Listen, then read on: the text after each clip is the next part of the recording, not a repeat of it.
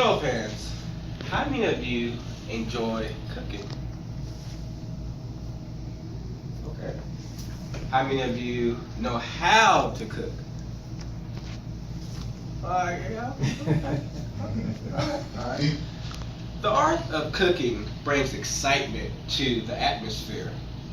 Every now and then, I visualize cooking as a science experiment in which I can utilize 3 senses: touching, tasting, and smelling.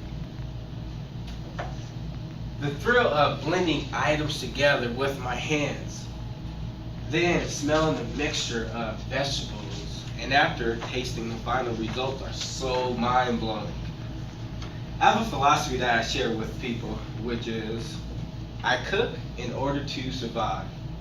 I cook in order to survive.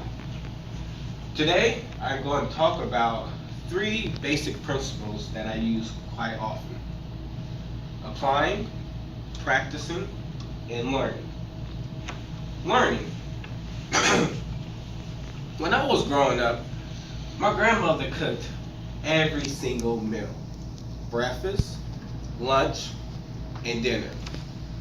At the age of 5, I had the opportunity to witness my grandmother's versatility as a cook. She cooked everything: homemade chicken and noodles, smothered pork chops. I heard banana pudding, you name it, she made it. One of the things that my grandmother said to me, and she still says it to me, she'll call me and say, "King Pharaoh?"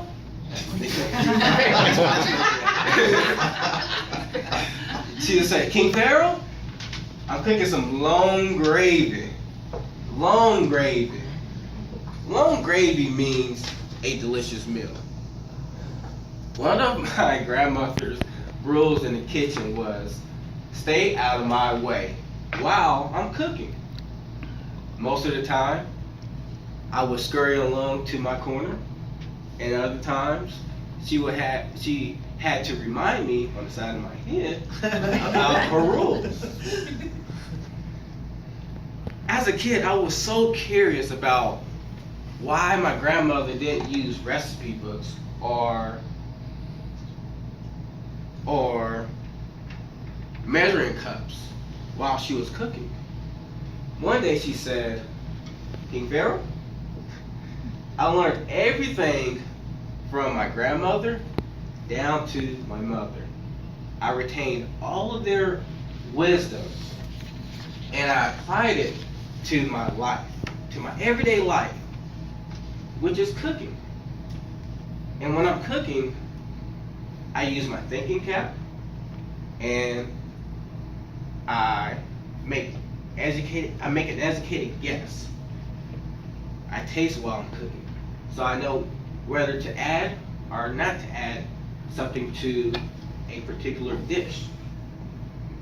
From that day, I wanted to help my grandmother with every single meal. During the practicing stage, I made several mistakes, such as adding salt to my grandmother's coffee. Now you can imagine she was very upset with having salt in her coffee. However, she forgave me and told me, "Daryl, you have to take baby steps. You have to take baby steps." You see, I was like the kid from the movie Karate Kid. If you remember, the instructor said, I want you to polish all of my cars. And he demonstrated to the boy how to polish his cars. He said, wax on, wax off. Wax on, wax off. The boy utilized those techniques and applied it to martial arts.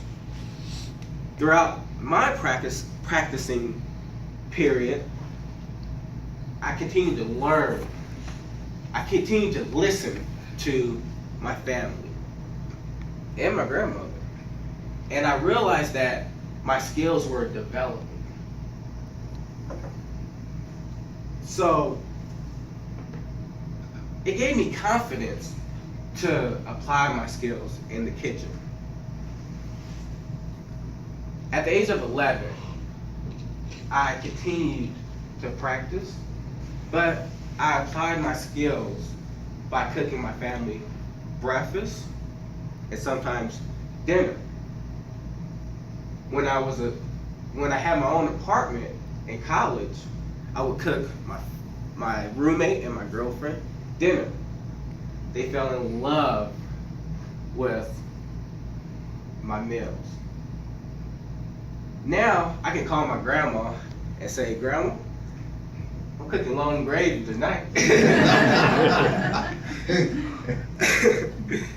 But cooking gives me the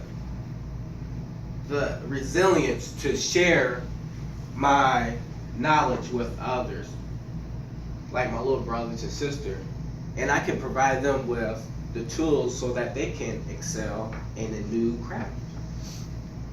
The art of cooking not only allowed me to apply my skills in the kitchen, but it gives me the ability to take on more challenges. Cooking is very complex in terms of learning the craft. The same applies to anything in life, such as speaking in front of people. It can be terrifying for some folks. However, if you exploit the 3 basic principles, learning, practicing, and applying, eventually you will grow and become proficient in any field. Thank you. Madam President.